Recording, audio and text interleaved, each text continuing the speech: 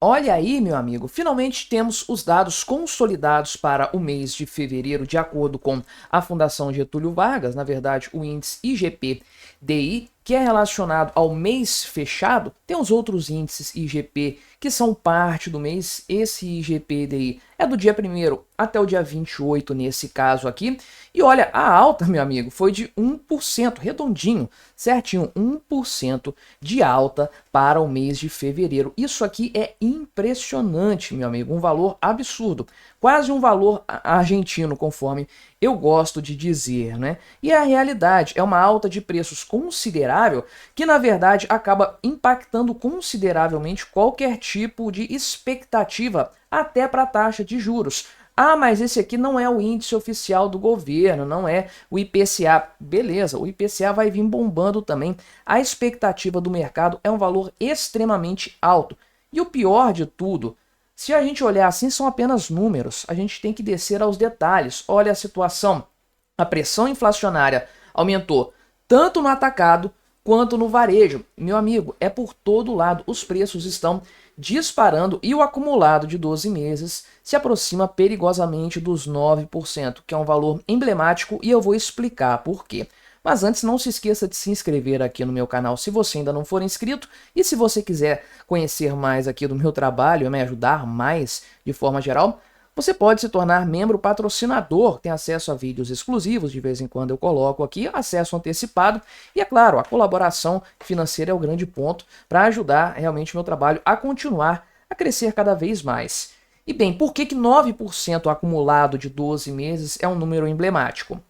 Você pode ver que agora o acumulado está em 8,78% e vai subir, depois eu vou falar por que vai subir, 8,78%. Qual que é o problema disso aqui? Primeiro que a gente vê a discrepância com o IPCA, que está marcando aí 5%, deve chegar a 5,06% no mês de fevereiro. Quando os números saem quarta-feira, salvo engano. Mas olha a discrepância disso, meu amigo. Está dando quase 9% pelos índices da Fundação Getúlio Vargas. Por isso que eu prefiro os índices IGP, sem sombra de dúvidas. Mas 9% é um número muito emblemático, por quê? Primeiro, ele é 3 vezes maior do que o centro da meta da inflação, que é 3%.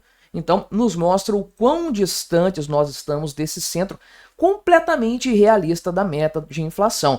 Não porque eu não acho que esse número deve ser perseguido, é porque não tem como esse número ser alcançado no governo Lula, no atual cenário, com a atual gestão fiscal que nós temos aí. É uma utopia completa. Então, em primeiro lugar, 9% acumulado de 12 meses, numa janela de 12 meses de inflação. Lembrando, eu estou falando inflação aqui como aumento de preços. Não é isso, mas você sabe muito bem. Mas 9% de inflação no acumulado de 12 meses é 3 vezes mais do que deveria ser, do que o centro da meta estabelecido pelo próprio governo.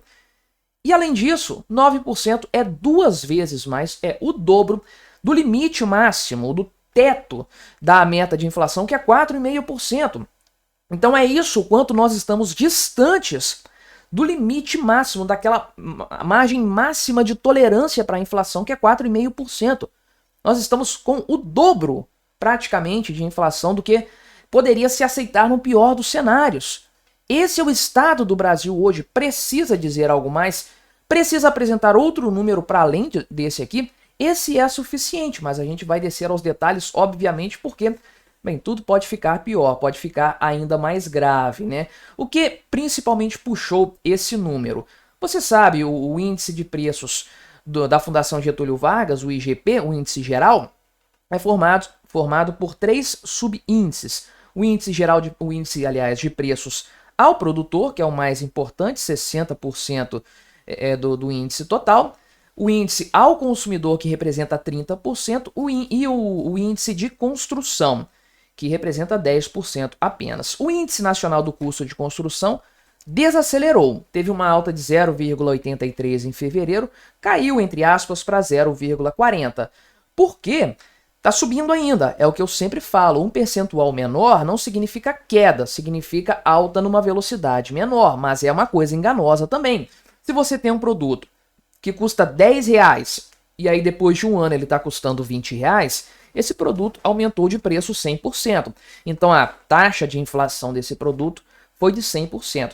Agora, se esse produto passa a custar R$ 30 um ano depois, então a taxa de inflação, né, de alta de preço dele foi de 50%. Ah, tá melhor, agora caiu o preço, né? Não, não caiu o preço. Ah, mas está subindo mais devagar. Não, continuou subindo R$ 10 da mesma forma por ano. Só que o percentual ficou diluído nesse sentido. Então engana um pouco, é importante ficar de olho nessa história.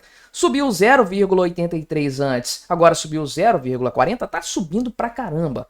Essa é a verdade. Agora o que chama atenção mesmo é o índice de preços ao consumidor, que foi o maior índice de maneira geral aqui.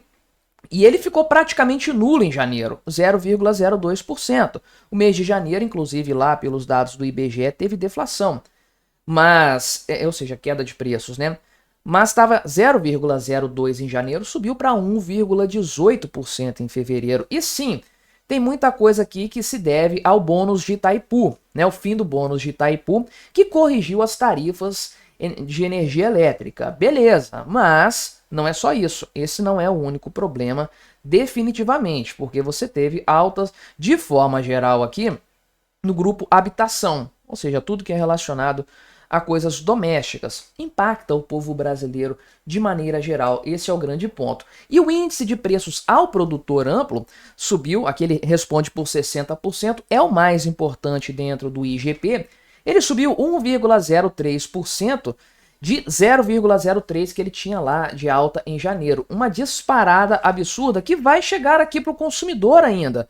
Esse é o ponto. Aqui é a cadeia produtiva em uns níveis acima. Vai chegar no fim dessa cadeia produtiva. Essa alta vai chegar no consumidor ainda. Então, prepare o seu bolso, meu amigo. Isso aqui vai ser repassado para você em algum momento, sem sombra de dúvidas. Então, problemas, obviamente, no preço dos ovos, no preço do milho, né?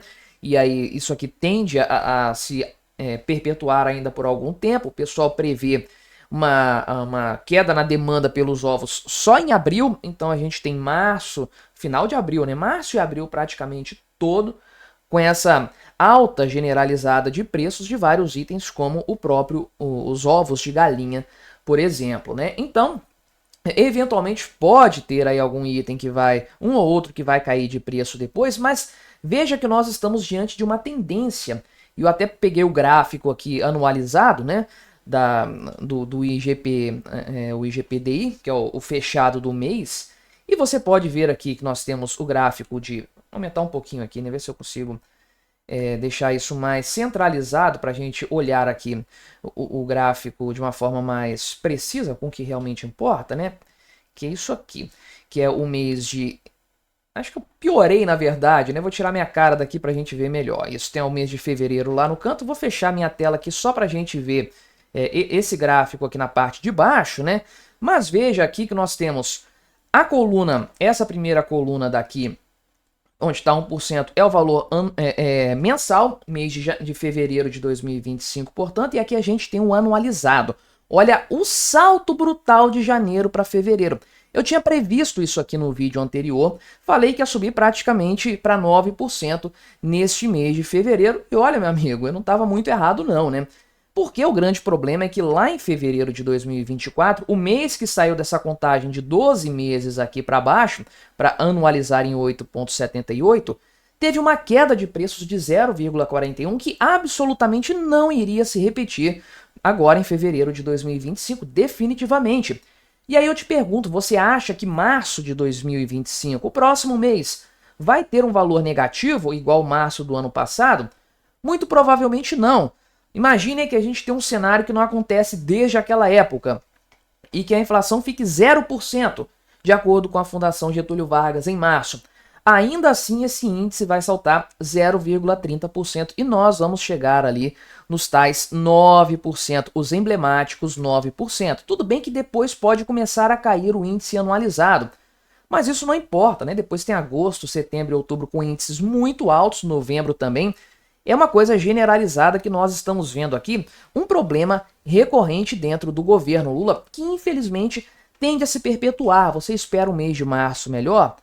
Provavelmente não, só se você tiver muita fé no governo Lula realmente, porque o grande problema está na péssima gestão fiscal do governo Lula, que se perpetua. Meu amigo, a gente nem sabe se o governo está atendendo direito o orçamento, porque nem tem orçamento, que dirá andar na linha da questão fiscal. A tendência, meu amigo, é uma piora considerável desses números. Tudo bem, volto a dizer, o Banco Central não seguia pelos índices da Fundação Getúlio Vargas, mas eu prefiro analisá-los porque, para mim, eles refletem muito melhor a realidade. Mas me diga aí o que você achou da minha análise, colabore com o nosso debate, se inscreva no meu canal se você ainda não for inscrito e até a próxima.